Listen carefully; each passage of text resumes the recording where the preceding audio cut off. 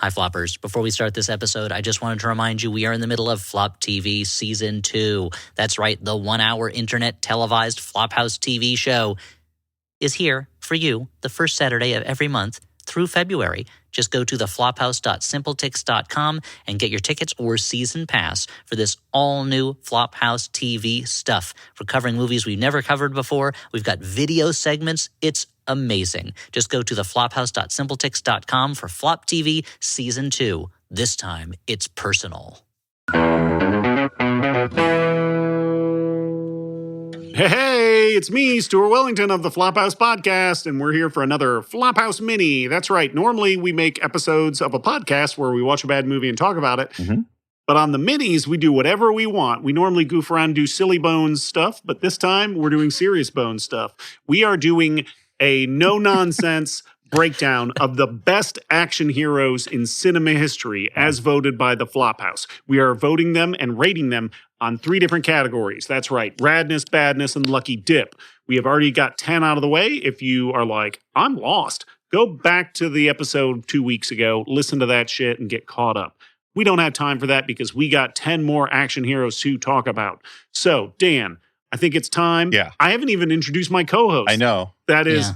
Who's sitting to my left? I could be a mystery Dan. I could be, I don't know. It could be Dan Stevens, yeah. Yeah. Oh, my God. Oh, man. To be Dan Stevens. If only. To be sitting next to Dan Stevens. No, I'm Dan McCoy, and with us, as always, is... Elliot Kalin, that's right. And your main host tonight, Stuart Wellington. Let's grip it and rip it. Didn't Dan, know there was roll a hierarchy, but okay, it's 8. Okay, we're all the way, man, we've looped all the way around. We are back into the Johns, guys. Johntown.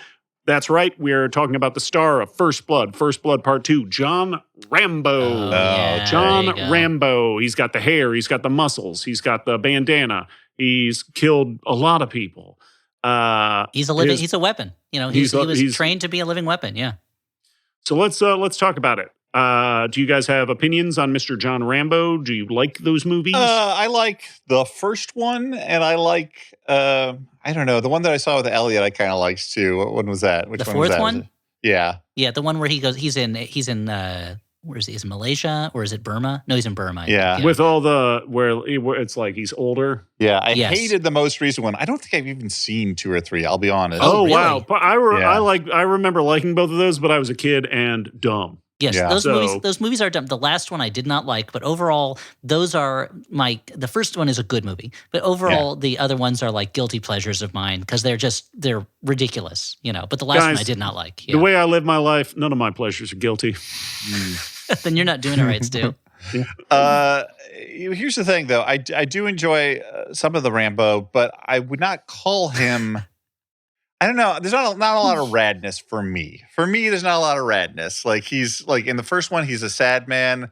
In all of them, there's a lot of sadness in the Rambo movies. And a lot of PTSD. I don't know. He has a bandana or like a headband or whatever. What about that? Your worst nightmare line. That was from. He's got good lines. Yeah, I don't know. I'm gonna give him a 3 though. He's not. This is not a rad action hero so much as it is. When I think of Rambo, I sometimes mix him up with Charlie Sheen's character from Hot Shots Part 2. Yeah, very similar. Same bow and arrow and headband.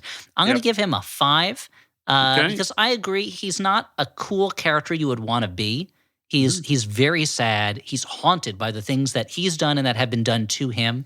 But at the same time, to be that character and get some good wisecracks out and kind of intimidate people, and also to know how to paint yourself up so you look like the trunk of a tree, just in case the guy you're fighting happens to walk by that one particular tree. That's pretty bad. So that's pretty rad. So I'm gonna give him a 5 for radness. Yeah. Dan, what was your score again? I think I gave him a 3. Okay, let's go into badness. How bad is his badness? Now, on the other hand, this is where he cleans up because I haven't seen those middle movies, but it's my understanding that he single-handedly gets us a redo and wins the Vietnam War. He wins the Vietnam War. He pushes the Russians out of Afghanistan. The guy, he's a one-man army corps. Yeah, he's an OMAC. Yeah, he gets a 10 for badness for me. Yeah, 10 for sure. And he's been stabbed and shot so many times, you know, and it just does not faze him. Yeah. It was watching Rambo 3 that I learned that I think it was 3, where if you get shot, you can just fill the hole with gunpowder and light it on fire to cauterize the wound. If which, you're Rambo, you can. As a kid, I assumed as when I would grow up, I would use that information all the time.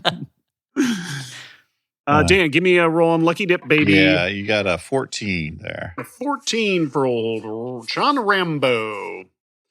Ooh, okay, this is interesting.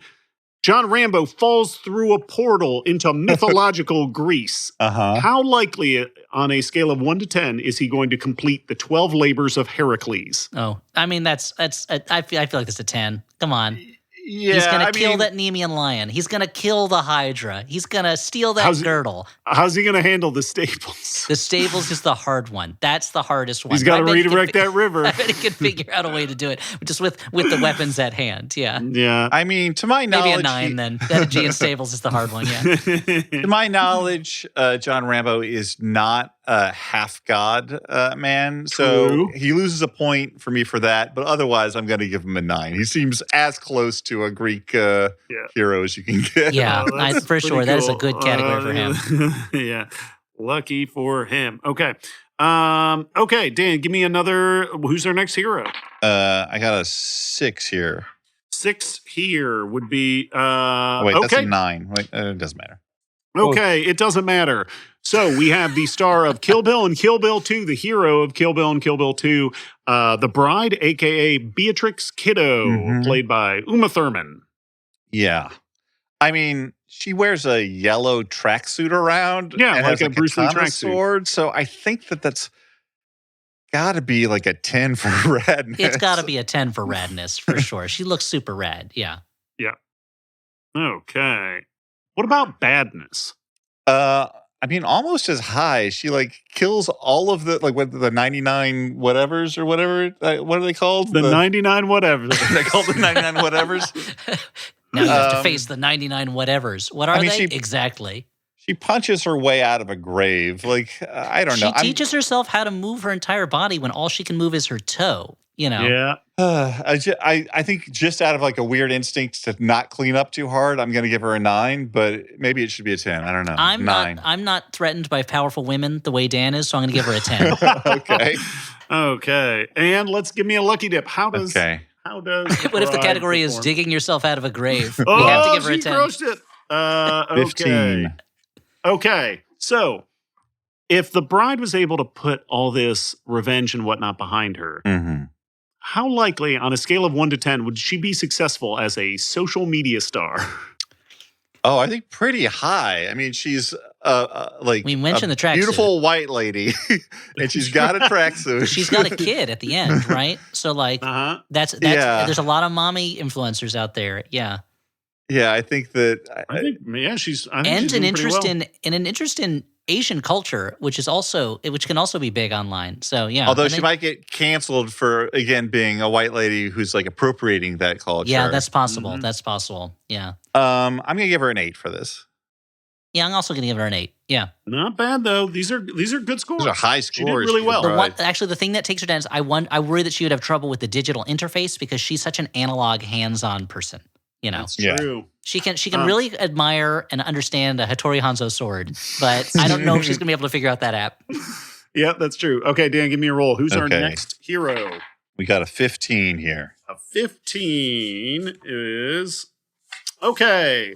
We have the stars of the Bad Boys franchise, Detective Mike Lowry and Marcus Burnett. Yeah, played by Will Smith and Martin Lawrence.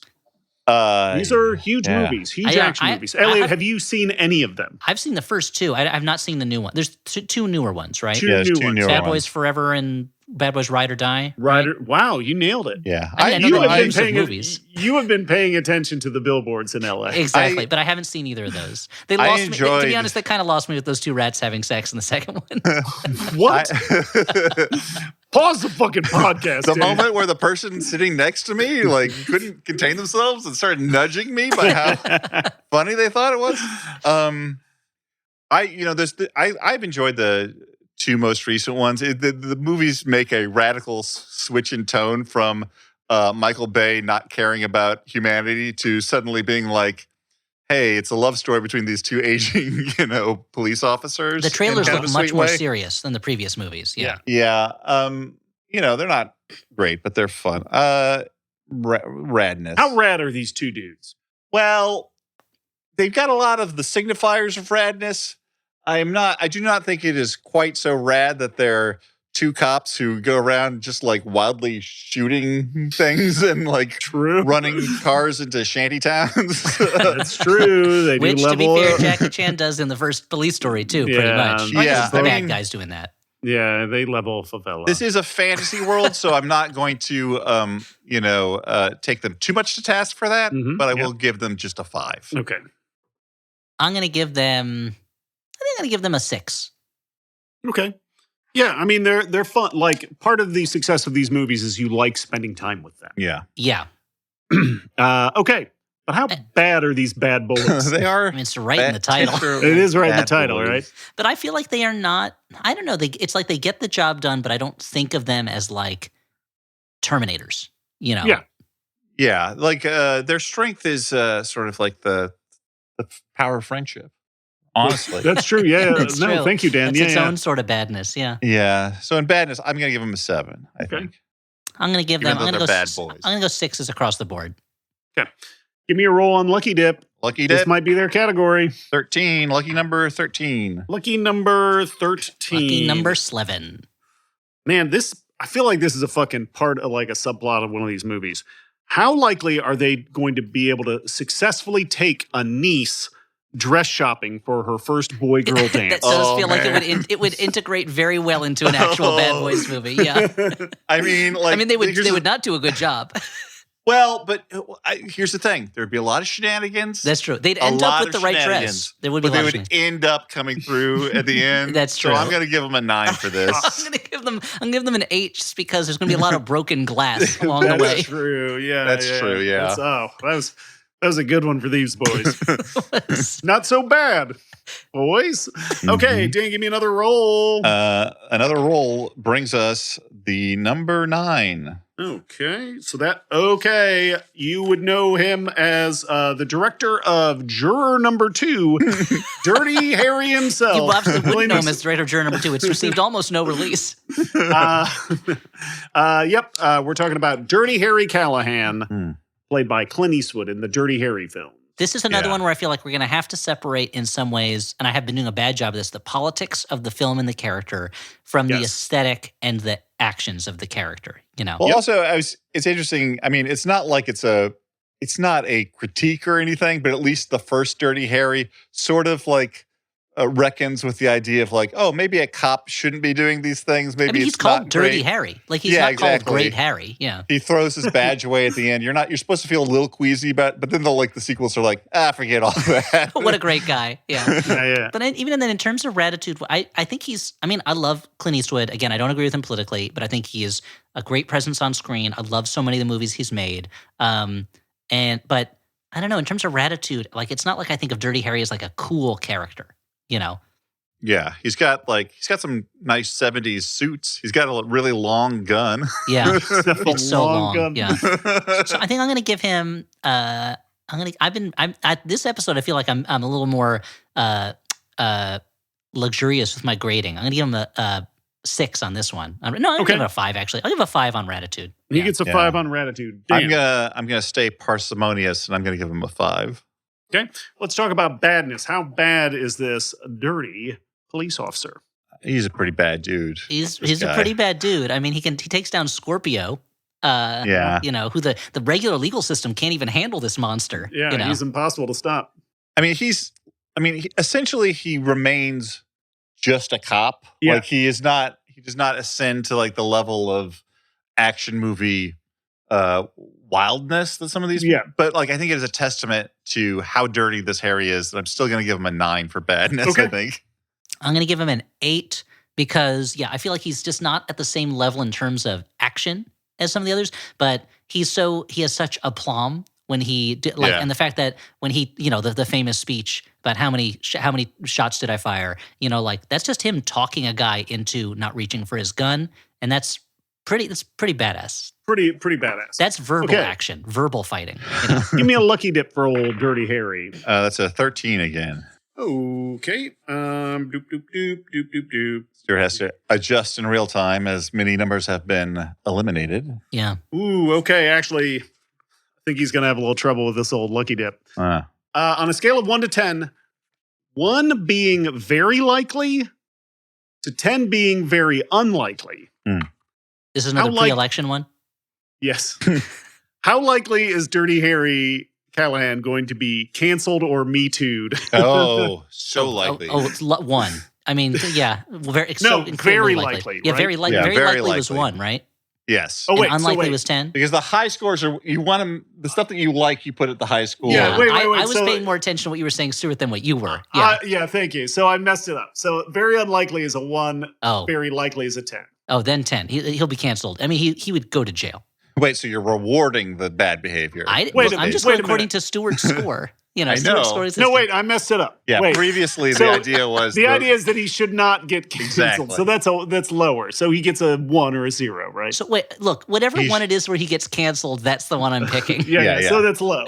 Yeah. Low, yeah. So he gets We're a both 1. going low. We're going to both give him a 1, I think, for this. Okay, we did it. Thank you, guys. He would certainly be brought up on charges. I don't know if he would be convicted, but he would be brought up on charges. No, he'd be reshuffled. He'd be put on desk duty. He loses get a salary for doing nothing. He's the kind of police officer that people protest about. Yeah, he'd have to move over to True Social for his social media needs. Okay, Dan, give me a roll for our next hero. That's a 4.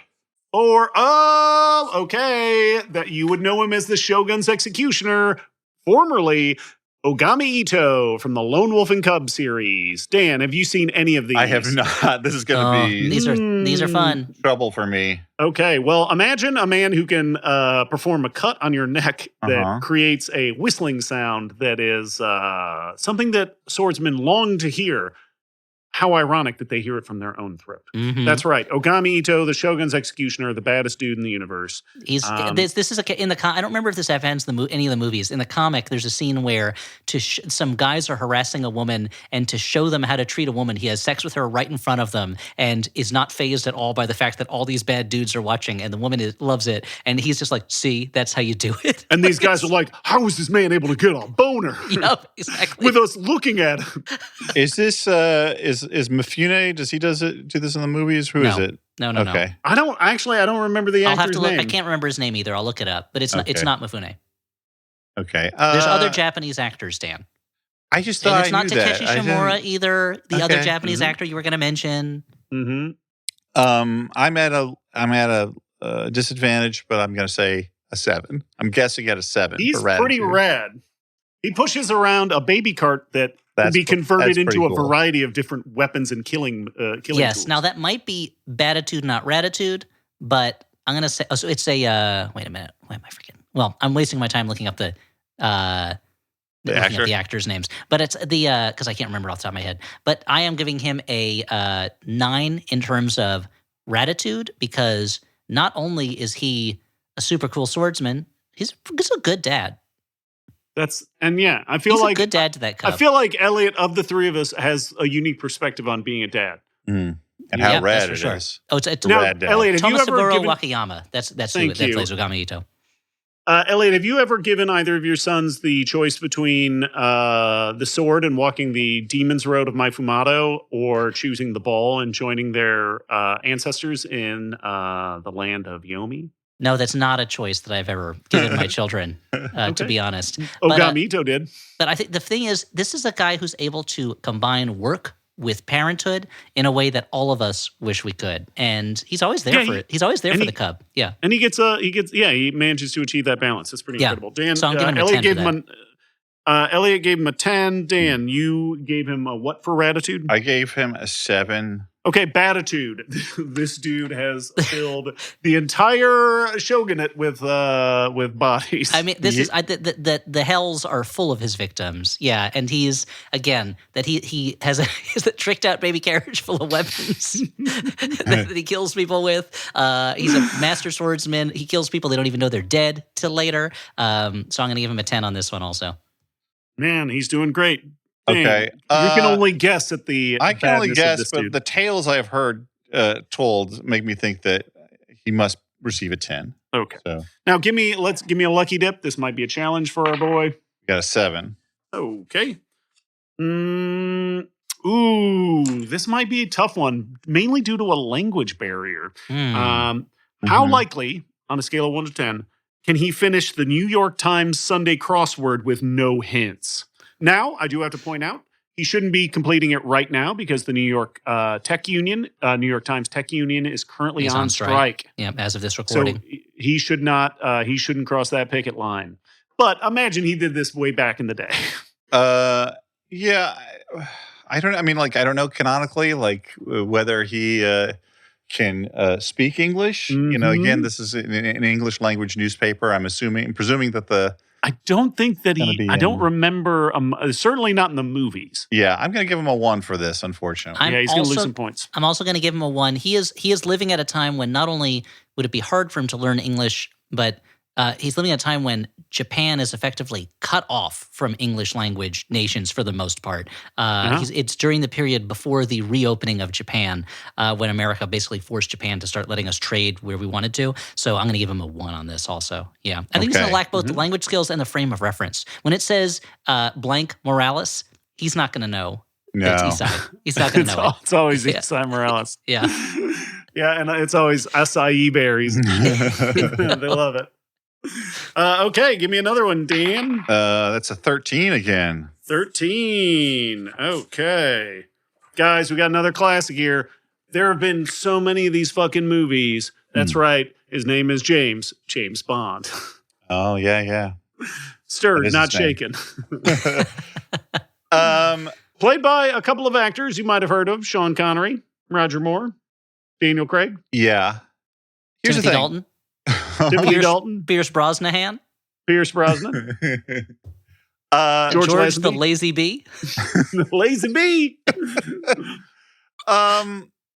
Wow. Here's the problem you run into. Like if this was the 60s, obviously highest marks for radness. You know, the cultural tides have turned against some of the signifiers of James Bond. Like his dislike of the Beatles, yeah. Yes, he was wrong about the Beatles, and he was wrong about the way he treated most of his female cohorts. Fair point. Yeah, but he is like kind of the avatar of like, here's a bunch of cool stuff. Like, you're going to wear a tuxedo, and you're not going to care if you're a spy and people know your name, and you're going to drink martinis, and you're going to have gadgets. Yeah, you're going to be good at gambling. And you're constantly cool and collected at all times. Like gambling. Yeah. You're going to do the coolest thing there is, Baccarat. I mean, all that said, I mean, have you ever gone to like a Vegas casino and been like, I want to go play Baccarat? No. I don't know how to play it. Otherwise, cue up the John Barry theme, boys. I'm playing some Baccarat. I mean, if you count the song as part of his general effect, then it goes up a couple notches because that's such a cool, rad song. Yes. That's the thing. Like, even with I do count the song, though. Even with the shit, I still kind of have to give him an 8 for this, I think. Oh, see, I'm going to give him a 9. Yeah. If the song is factored in and just like, I feel even though he has so much, the older stuff has aged poorly, he is such the text for that, for action star. Like that's as far back as you can go before it starts to seem kind of like weirdly disconnected from what we think of as an action hero today. Yeah. And badness. How bad is James Bond? This is a hard one because he's done so much. He's saved the world so many times. And yet, like, I feel like there's a certain lack of total badness to him. I'm also going to give him an 8 for this. It's hard to explain, but I just don't feel the total badness. I'm going to give him an 8 on this one, too. I'm also going to give him an 8 on this one. I feel like if you put him in a room with some of these other characters, he would not have much of a chance. But if you put him in a factory or on a crane or something like that with some of these other characters, he would win. Somewhere. Or skiing, exactly, yeah. Jesus, put him on skis. He's going to wreck everybody. Yeah. Okay, so give me a lucky dip for old James, for Jimmy. That's a 12. 12, okay. We've done that one, You want to cross some of these off? I should, yeah. Okay. Oh, he wasn't crossing them out? Now, if James Bond were to appear on a... Yeah. How do I frame this as a I've been having some challenges framing It's so good that he didn't get the giving advice on a date one. Mm-hmm. That would be a bad category for him. Yeah. Yeah. Also, the getting canceled one. He for sure. Likely. Yeah. Okay. If you were to transport the character James Bond into a rom-com, on a scale of 1 being wouldn't work at all, 10 being he would fit in seamlessly, it would be a normal rom-com. James Bond is basically a rom-com character. Where does he fit? I think he still gets pretty high. I mean, like you say, normal rom-com. I think you might want to spin it where it's like a 90s rom-com. Like most, I mean, like this is true of most rom-coms where like someone needs to learn a lesson. Like maybe he needs to learn to like not be so sexist, but he's a dapper man who wears evening wear and is suave. I would give him a 7, I think. Oh, see, I'm going to give him an 8 because I could see it going either way. Either he is the guy who learns a lesson, or he is the bad boyfriend who the main character has to win the girl of his dreams from. And you understand why she's with him because he's so cool and he's so suave. But you know that she shouldn't be with him because he's sleeping around and also shoots people. Take. You know.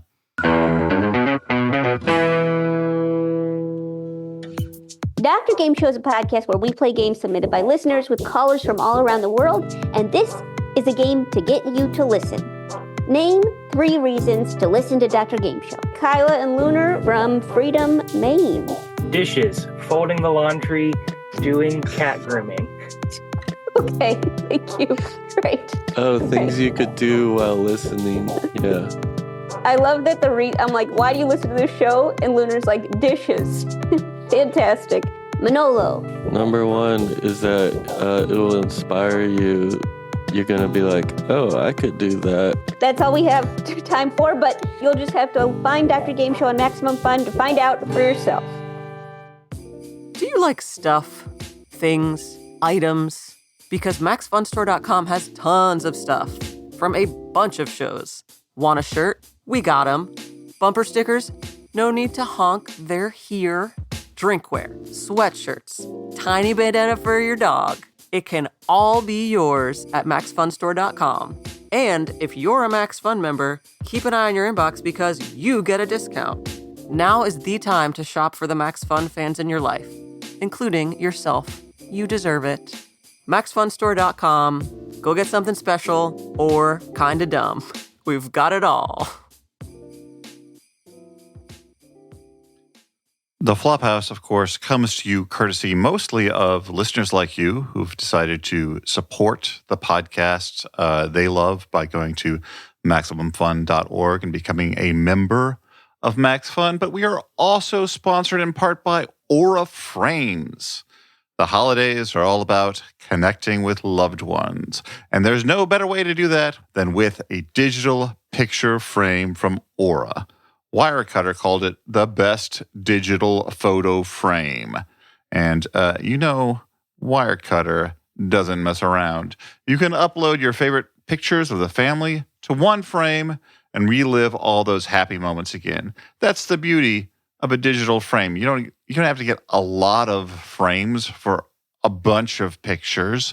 You don't have to get stuck with one picture in one frame. You can have one frame and it cycles through all of your great photos. And here we like to put our wedding photos on there. We also like to put, here's the thing, a lot of times I feel like people don't put pictures of their friends up in their home so much as their family, even though they love their friends. But if you have a digital picture frame, you can put all sorts of pictures. You don't have to be like, is it weird to have my pals up here?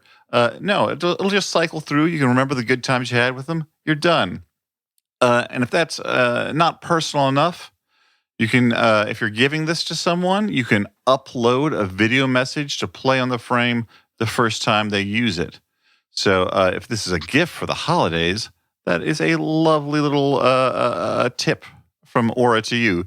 The first thing they'll hear when they plug it in is your voice. And what could be a better gift than that? For a limited time, visit auraframes.com and get $45 off Aura's best-selling Carver matte frames by using promo code FLOP at checkout, FLOP. That is AURAFrames.com or a Frames promo code FLOP. This exclusive Black Friday Cyber Monday deal is their best of the year, so don't miss out. Terms and conditions apply. The Flophouse is also sponsored in part by Factor. You noticed how the days are shorter, but your to-do lists aren't? How are you supposed to get everything done? From breakfast to dinner and everything in between, Factor will help you by having easy, nutritious options to keep you fueled and feeling your best, and they're all ready in 2 minutes or less. You can choose from 6 menu preferences. You can manage your calories, maximize protein intake, avoid meat, or simply get a well-balanced diet. You can find comfort foods like home-style chicken and gravy and loaded mashed potato pork chops, vegan options like sweet potato and chickpea curry, and globally inspired flavors like Peruvian shrimp and red pepper cauli grits. So, during these dark months when it feels like you have less time during the day, use your time more efficiently. Let Factor take shopping, prepping, cooking, and cleaning up off of your daily list of things to do. I've enjoyed these meals.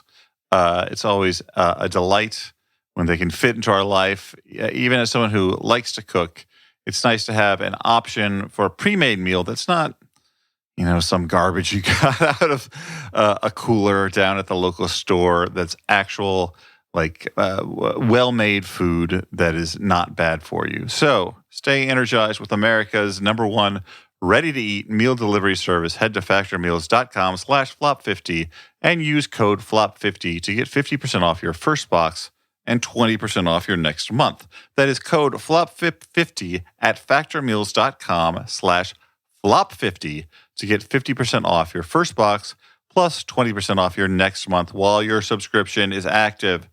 And now, some more Flophouse-specific things to be said from us to you. If you don't care about sponsors but love the Flophouse, this is the section of the plugs for you. And it starts right now. The Flop TV season is still going. That's 6 one-hour live streaming shows. Tickets at theflophouse.simpletix.com. 1 week from this day that this is being released, we will discuss Highlander 2, The Quickening, an infamous sequel. That's December the 7th at 6 p.m. Pacific, 9 Eastern, if you want to watch it live and chat along with the other viewers. But it will also be available for ticket holders to view on demand until the end of February. So ticks again at theflophouse.simpletix.com. $7 per show, or get a season pass and pay $35, which is the equivalent of getting one show for free. And also, if you prefer seeing us truly live, I believe tickets are still available for our in-person show at San Francisco Sketch Fest. We will be back in 2025 at Cobb's Comedy Club, Sunday, January 19. That is coming up pretty fast, actually, at 7 p.m. And if you want tickets, go to sfsketchfest.com. Okay. Give me another roll, Dan. We're getting near the end. That's a 4. A 4? Yep. Okay. Our next up is we're going to be seeing this gentleman on Flop TV soon. That's right. Connor McLeod. He's an immortal. He's a Highlander. Okay. He wears a kilt. Connor McLeod. Okay. I've only seen Highlander. I have not seen Highlander 2, The Quickening yet. Did you see Highlander 3? What was it? The Final Illusion? Final Dimension? Something like that? I think so, with Mario Van Peebles. Yeah. I remember seeing that in the theaters. But I did too. I also remember the trailer. Yeah. I remember the trailer where they're like, his name is Kane. Yeah. And he can make a truck turn invisible. Fucking cool as hell. As someone who, my uncle. Oh, wait a minute. Highlander. What? Oh, Highlander 3 was the sorcerer, and this was. Oh no, did they have 2 different titles? Was that it? Yeah. And then there's. Yeah. Wait a minute. Oh, so it was 2 different titles. That's what it was. Yeah. Oh, thank God. It was. We saw it as Highlander: The Final Dimension. Yep. What's the animated lightning in those movies? Is that part of his powers, or does it just imbue him with something? Or when he chops somebody's head off and he gets hit with lightning to get strong. Oh, okay. Yeah, cool. so that's him. I think so. That's him absorbing their power, right? Yeah. Yeah. Well, okay. So he's got lightning stuff going on. And I was going to say, as my uncle would not let us forget growing up, we are of Scottish heritage. So gotta love a Highlander. Wears a kilt around and such. He goes to wrestling matches by himself as an adult. I'm going to give him a 7 for radness. Okay. All right. I mean, he owns a curiosity shop. The thing is, I love... Is it old? Not old enough. I love Scottish things. Scotland, I think, is maybe my second favorite country in terms of countries I've spent time in. I love curiosity shops, but I'm going to have to give him like a 4. I just don't find him very, very rad. Oof. Okay. Well, I think he was hoping to clean up in that category. Let's talk about badness. How bad is this Highlander? I mean, there can be only one, which seems like that's pretty bad in and of itself. It's pretty bad. But they keep showing up. They do keep showing up. Even though there can be only one, there's quite a few of them. Yeah. It's lousy with them. I'm going to, 7s across. Okay. 7s across. Elliot. I'll give him a 6. Okay. No, wow. You know what? I'll give him a 7. Okay. Clancy Brown is like, I got beaten by a 6. Okay. Give me a lucky dip roll for this Highlando. We got to loop all the way back around. No, there we are. Oh no. Okay. On a scale of 1 being one being very likely to 10 being very unlikely. How likely is Connor McLeod going to vote independent in the United States election? Oh, boy. Now, assuming that he is a citizen, because, again, he's from Scotland, right? But maybe he became a naturalized citizen at some point. Yes, we're going to assume that. I'm going to pretty high, I think. Pretty likely that he would vote independent. So that's a low score. Yeah, I'm getting like a sort of a libertarian vibe off of him. Yeah, me too. So I don't know. I'll give him low is likely. I'll give him a 3. Yeah. Yeah, I'm going to give him a 3 also. Not great. Okay. Give me another roll, Dan. We're getting near the bottom. The roll is a 9. It is a 9. That goes. Okay, that's right. This guy has a certain set of skills, and those skills, sometimes they ain't pretty. That's right. We have everybody's favorite character, Brian Mills. What? Who's that? Brian. You don't know Brian Mills? Yeah, General Brian Mills, right? Yeah. Brian Mills from the Taken franchise. Oh, right. I thought his name was Liam Taken. You know what? It's Brian Mills. I didn't even remember from our aborted earlier attempts to do this episode. We've been over this. Okay. Yeah. So I think we all agree. He would score very high if the category was dadness. Yeah, yes. Dadness was high for Brian Mills. Dadness would be a big category for him. But it's not. It's radness. Radness, I think it's going to be pretty low on this. I mean, I generally like seeing Liam Neeson in movies, but I feel like the whole point of Brian Mills is that you don't suspect that he is going to have this stuff inside him. He doesn't project as a cool. I feel like he gets an extra point for that speech, his speech about skills. That's pretty cool, but that's not enough. I don't think it's enough to really put him in the heavy. No, I'd give him like a 3, even with the speech factored in. For intensity and for tallness, I'm going to give him a 5. Tallness, hey, it's one of the most sought after attractive features. Didn't realize tallness was one of the things. I guess I'll tell Puck from Alpha Flight that you'll be grading him low, Dan. Oh yeah. Okay, now badness. How bad is this battler? He's got a specific particular set of skills. Yep. He's pretty bad. He's and he maintained being bad even as he aged through several sequels. Mm-hmm. And he didn't start out like such a spring chicken. Even starting out, I feel like Liam Neeson has admitted that he's like shocked that they've been as successful as they were. Yeah. He and Nicolas Cage both. It is a very strange thing for them to suddenly become action stars. Like Nicolas Cage was this strange kind of like experimental actor in many ways, and then was in Con Air and The Rock and all those others. And it's like, oh no, he's a huge action star. And Liam Neeson, similarly, I mean, he was Darkman. But you wouldn't know from the rest of his filmography that he would become an action star late in life, and then be fighting wolves with his bare hands, Yeah. Do you think the Liam Neeson now regrets not being Darkman in the Darkman sequels? You'd have to ask him. It might not come up in his mind that much. I'll text him. I'll send him a text. I just want to say for badness, I think he suffers from the company we have kept so far in these minis, I'll give him a 7. Okay. Hey, I think if you lose a daughter, he's going to find that thing. I'll also give you give him a 7. I feel like he is, again, he cuts through bad guys like a hot knife through butter. But when you compare him to Conan the Barbarian, it's tough. It's tough. Or the Widow, it's tough. Dan, what do you roll? I assume that this like weird thing is the equivalent of a 20. Yep. Or the bride. Okay. The snake. Man, I think he's going to be pretty good at this one. On a scale of 1 being unlikely to 10 being very likely, how likely is Brian Mills going to give a great wedding speech? He's so good with speeches. I feel like he would fucking do that in a Taken movie too. Yeah, like give his, I think for his so daughter's too. wedding. He's got that gravitas too, Yeah, I feel like he is a dad again. He is a dad. Heartfelt. Dad again. That's my favorite movie.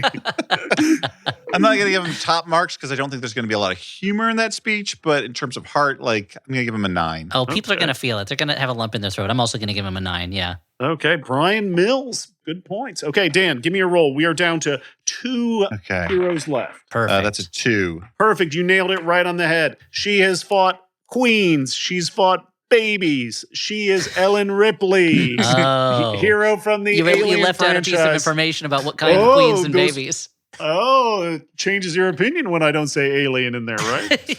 Right. She's this Ellen Ripley is the hero we're talking about, played by Sigourney Weaver. This will I'll also include the Ripley alien hybrid type thing from Alien Resurrection. You better. That's still Ripley. It's still Ripley. I mean, it depends. Whether that's still Ripley or not is a question for the philosophers, Dan. But yeah. Well, Stuart brought up one of my reasons. Like, look, she's introduced as kind of deliberately unrad. The idea was you don't know in Alien who the hero is going to be. Like, she was not a big name. Maybe it's the alien. At the time. Yeah, it could be the alien. I mean, the alien walks away looking pretty good in that movie. Yeah, probably not Ian Holm. Yeah. You're probably pretty sure he's not going to be the hero. So she starts from a place of deliberate unradness, but by the end of that movie, she's in her killing underpants. an alien in her underwear. By the end of the series, she is a hybrid alien who's been rebirthed. So overall, I think I'm going to give her a 7. She's pretty rad. I'm going to give her an 8 for radness. I agree she is not coded as cool necessarily, but once again, I'm giving her strong woman in a man's world points, and also her jumpsuit looks cool. I love that 80s style. That it's 79, but it feels more 80s at times than 70s. Yeah. And also, she pulls off the bald head look very well. Pulls it off great. And then, and she has this really cool arc. She's cool. Okay. Let's talk about badness. How bad is, she might not stack up against some of these other nonstop killing machines, but she does fight like the ultimate living weapon and win regularly. Yes. Yeah. Well, Dan, you say what you're going to say. It sounds like you have a little bit of an argument against that. It's a mixed decision, I think. She does die at least once, and, her life is true. You were the one who said that the other one was, the one after she died was her. No. I'm saying out of the 4 times she's encountered an alien, she lost once, arguably, or that was a draw. Not a draw. She threw herself into a vat of fire and lava to kill an alien that was coming out of her. They both died. It seems like a victory.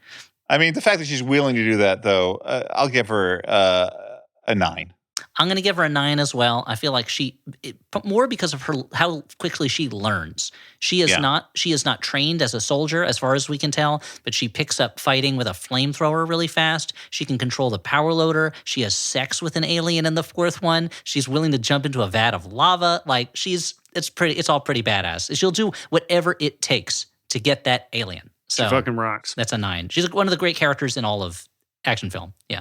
Yeah. Dan, give me a lucky dip roll.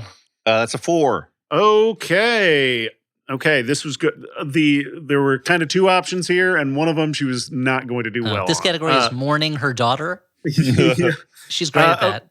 Okay, so on a scale of 1 being unlikely, 10 being very likely, how likely is she going to get approval for a small business loan? Sorry, which one's very likely and which 10. one's okay? 1 is unlikely. Well, she has a long She has a long employment history. There's a big gap in the middle where she was in cryogenic sleep for years. True. She does pick up skills quickly, as Elliot says. She has, like the power loader. She's good at that. But true. But I do think that the fact that her life is entwined with the aliens now forever, probably gonna harm her. So I'm gonna give her a 5. I'm gonna split the difference. Oh, see, I'm gonna give her a 7. I feel like she dots her I's and crosses her T's. She does things by protocol, by the book. So whatever hoop she's got to jump through to get that loan, she'll do it. I think there is a high probability that an alien will appear during the loan approval process, which might make it more difficult unless the bank manager is super impressed by what he sees when she kills that alien. So I'm going to say a 7, but it's always possible that they'll say you're too big a risk. Yeah. Yeah. Okay. Or they will say your credit history has a huge gap. You didn't borrow or use a credit card for 50 years. We don't need to roll anymore. We don't need to roll at all. We are down to one final action hero. That's right. That's Frank Martin. Who's this? I know who Frank Jason Drebin Statham. is. Oh. Jason Statham from the Transporter film. The Transporter. He has a simple rule: no women, no kids. Yeah. I think there's a fairly high level. He has a million other rules, actually. Yes, he is the opposite of Lone Wolf in that Lone Wolf's only transports kids. Mm-hmm. Yeah. That's true, yeah. A fairly high level of radness. Like he's got the suit, he transports things. He can drive. Rules, He's really good at driving. Have you seen his abs? They're crazy. Yeah. The sheer Stathamness of this character. He really missed out on not getting the Olympics one because wasn't he like an Olympic diver? I don't know whether he actually ever made it that high, but he was definitely he was a diver. Statham or the Transporter? No, Statham. The Transporter is just a man of many skills. Yeah. One of them is driving. Was a competitive diver. I don't know exactly how high he went. So how rad is he, though? I'm going to give an 8 for rad. Okay. I'm going to give him, you know what? I'm going to be a little tougher on him. I'm going to give him a 6. The Transporter has always felt a little secondhand to me. Okay. Like he is trading on the style and fumes of other previous action characters. Yeah. But what about badness? This is another one where it's like he's tough. He can definitely fight his way through a room, even though he's slipping on some oil. That is like an all-timer action sequence. It's a great sequence. What about that bit in part 2 where he flips his car upside down so a hook knocks the bomb that's strapped to the bottom of his car off? Yeah. He can do some amazing things with cars, just like our Fast and Furious friends. And then there's the third one where he is transporting that Russian girl who's been kidnapped, and it turns into this weird sub-dom kink relationship. It's pretty great. Yeah, these are all good points. I don't know. I guess that doesn't affect his body count. I don't know. I still feel like I influenced a little bit by Elliot about how threadbare some of this is, even though I do enjoy it. Okay. I'll give it a 7. 7 for badness. Okay. I'm going to give him a 7 as well.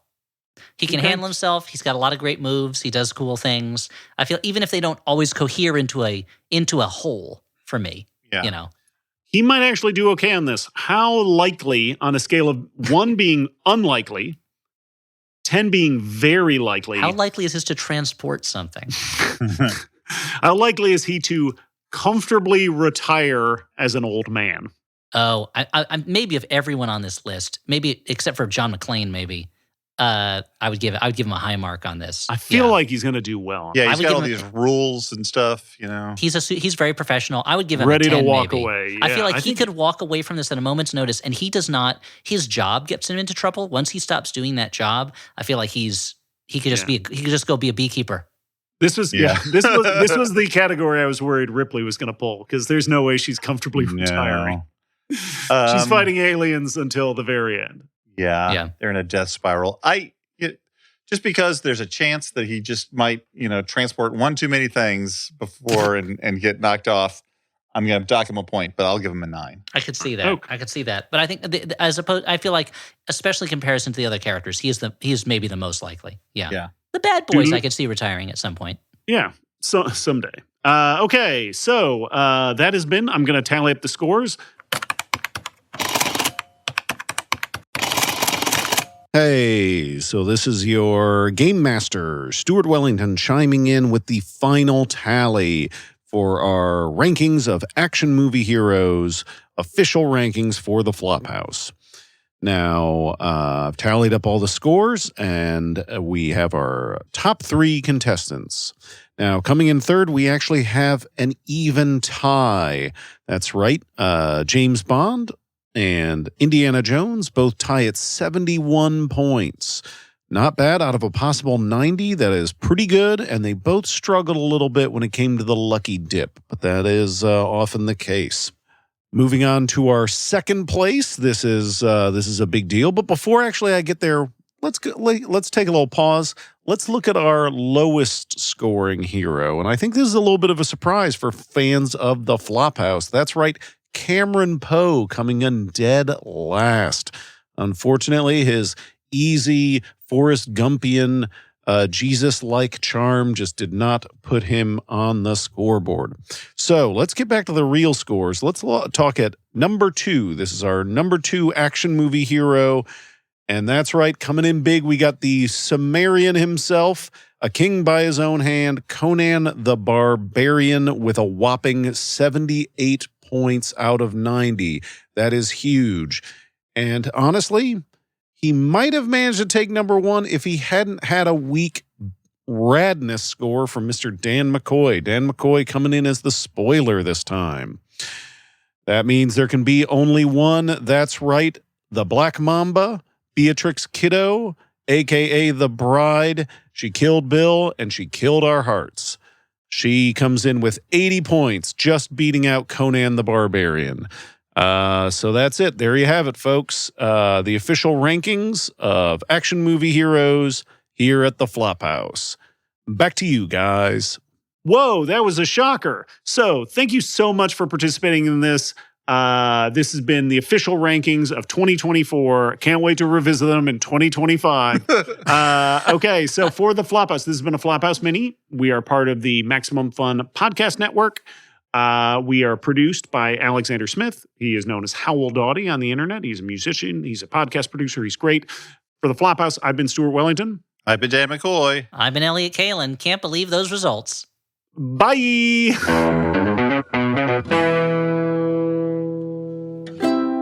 Maximum Fun, A worker-owned network of artist-owned shows. supported directly by you.